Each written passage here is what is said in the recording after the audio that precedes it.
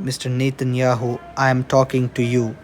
You, in a speech called the UN antisemitic, in front of the representatives of many countries at the UN itself, how did you get the courage to do that, and why would you insult the UN? The UN is a neutral, it's a neutral place. It is not anti-Semitic, and it never was, and it never will be.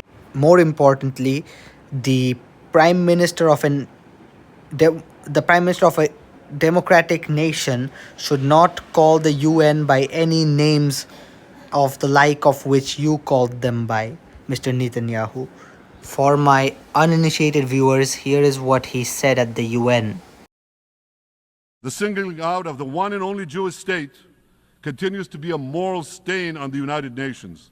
It has made this once respected institution contemptible in the eyes of decent people everywhere.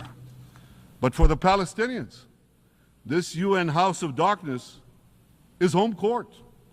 They know that in this swamp of anti-Semitic bile, there's an automatic majority willing to demonize the Jewish state on anything. In this anti-Israel flat earth society, How dare you? How dare you, Mr. Netanyahu, insult one of the institutions that is a great united body for diplomacy without chance of war? How dare you insult the body that is united for peace? How dare you insult such a body?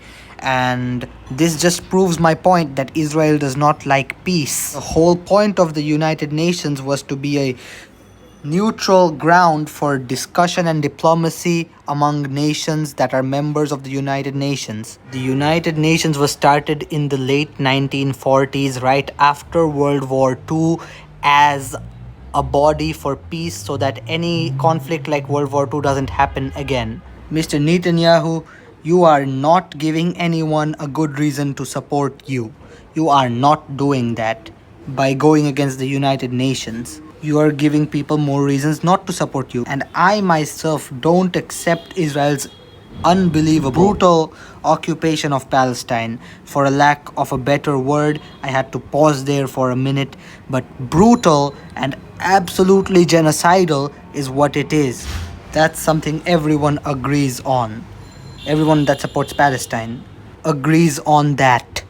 And even neutral bodies like the International Criminal Court agree that Netanyahu is a genocider, and there's a case going on against him in the International Criminal Court.